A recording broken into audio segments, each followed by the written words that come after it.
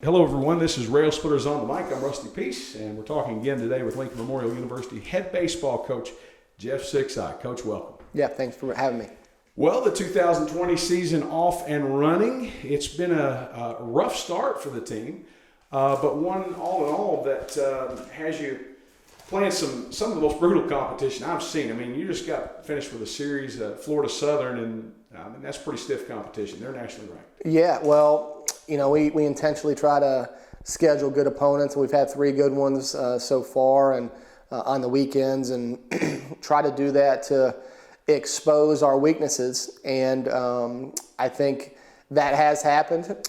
We certainly need to get better in every area, starting with me. I need to coach and prepare our team better. We're being exposed in some areas, and I can't think of a single area where we don't need to improve, but one of the reasons you schedule the opponents we have, and Aiken, Ohio Valley, Florida Southern, is to get exposed very quickly, so you can face the brutal reality, we call it, of where we're at, and we know exactly where we're at, what we need to improve upon. Very happy with our kids' attention and effort. The execution has not been there to this point, and it's a long season. We know exactly what we need to improve upon, but I think our kids are bought in and working hard. We just got to get better. So with all that having been said, I mean, you got a single game with King Tuesday night here on the Lamar Hennon Field. That's a midweek game, midweek team playing there, midweek arms essentially. And that's before, in my opinion, a very early South Atlantic Conference opener on the road over Charlotte. Yeah, Blaine Brown and his crew come in here this week, and friends with Blaine, and he's got a great program at King, and always enjoy playing their guys, and another opportunity for us to play and get better. Then we go to Queens on the road, and Queens played us very tough. We beat them 2 out of 3 last year, but they could have beaten us 2 out of 3. The deciding game was 1-0 decision. They're a much better club than their record. If you go and look at their their schedule, they're losing a lot of really close games. They're pitching it very well. Be a very tough test for us out of the gate on the road. And again, we're really trying to focus on us and what we need to do to get better. Of course, we've got scouting reports and we're prepared for the opponent, but we're kind of looking internally most of all right now to say, hey, we got to get better at this, this, and this. And that's the goal, try to improve every day and get better, and we got a lot to work on. All coaches want their teams to improve going into the postseason in particular. You mentioned improving a few minutes ago, and with that being said, I mean, where does this team in particular need to improve to be able to compete at the regional and national level as LMU fans have expected over the last few years? Yeah, I think early on, our first weekend, I think the story was we stressed the importance of free 90s, at free bases, and we gave up way too many, whether it be walks, hit by pitches, errors, etc. We gave up way too many to be competitive at the level we need to be. I think this past weekend we limited those, but our execution in some areas, at bats with guys in scoring position, need to be more competitive.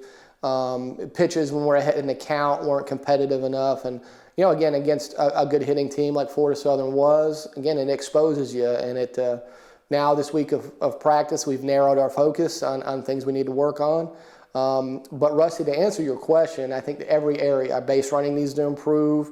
We need to strike out less. We need to execute on the mound better. We're giving up fewer free 90s, which is a step in the right direction. But the execution in every area has got to be much sharper.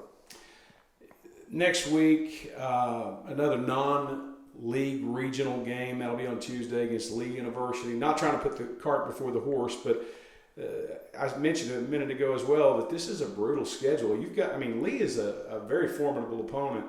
That's going to be backed up by a second consecutive road SAC series going down to Newberry.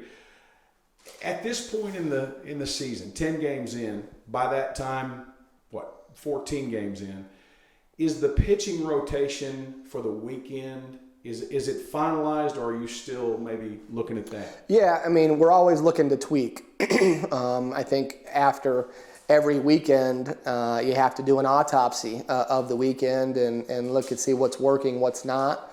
And we will continue to do that throughout the season. Try to evaluate what gives us the best chance to win. To answer your question, I think that's always up for tweaking and changing, much like the lineup is. And we've played a lot of different players trying to figure it out. So no, nothing's set in stone. Certainly the way we're executing right now, people need to step up and play better. Again, it starts with me though, Rusty. I've got to manage games better. I've got to motivate and coach and practice better. It starts with me. But to answer your question, everything's always fluid. And if it's working, let's keep doing it. If it's not, then we got to look at making some changes. And we're always constantly evaluating that. Let's go to that coaching mentality then.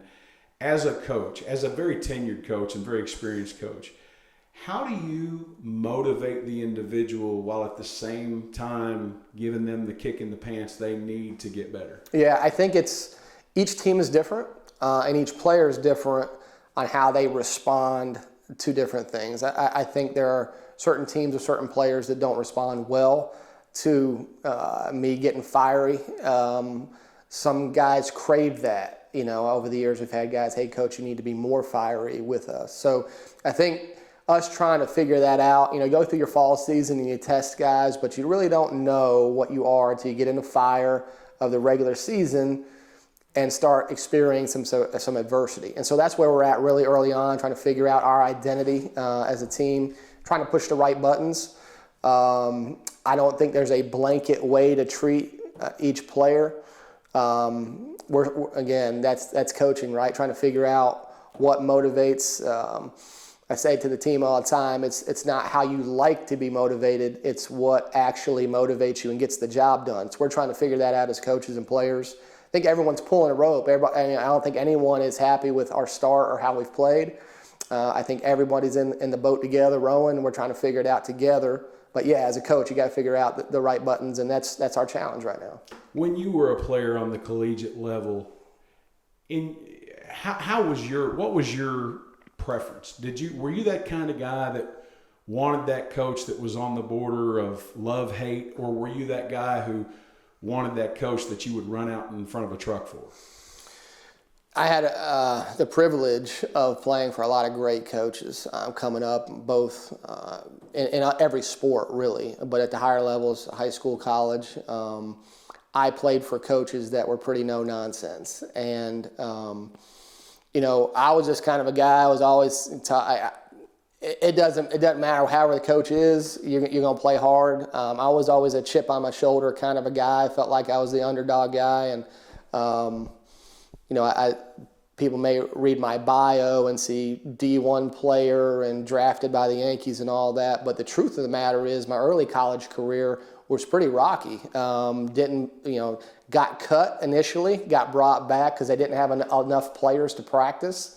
So I got brought back as a practice player at Western Carolina and worked my way up to eventually winning a job my junior year and getting drafted my senior year. Our team, our players know that, kind of where I'm coming from, but many people don't know that.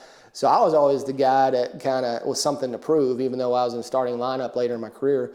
I didn't, I just had the coach. I played for a great coach in Keith LeClaire and Rodney Hennon, both great coaches and both uber successful. But at the time, I was just scrapping and clawing to get playing time. And once I got playing time, trying to stay there and whatever the coach said do, I did. And I know things change.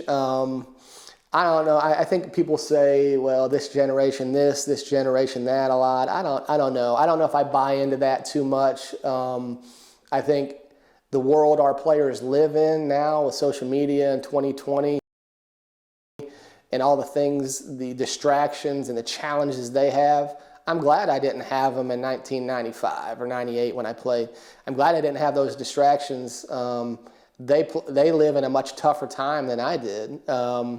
So it's different, but I think my experience with my players is great kids work extremely hard, want to win, are frustrated when they don't. And I think that's been my experience with my players. And, when things don't go right, you expose what you really are, right? And, I'm happy with our guys in terms of their effort, not happy with the execution. Again, that starts with me. We got to be better. But, I think our kids are working hard, and the kids that aren't playing are frustrated, and I want them to be. You don't want a kid who's happy on the bench. So, we're trying to figure it out, and again, it's directly on me. I gotta be better. Back to the weekend. I know we've got the game with King, which is a regional bout this week, but ultimately when the weekend schedule comes around on that 3-game set with Queens, that's 0-0, and it all starts there in the road to the SAC championship. Yeah, we talk to our team all the time, Rusty, about opening day at Aiken. Everyone's fired up for opening day, just like I am, and the open of conference play. But we try to be careful not to use those as finish lines. They're certainly markers in the season, but the focus and what we're trying to do is, regardless of where we are in the season, continual improvement.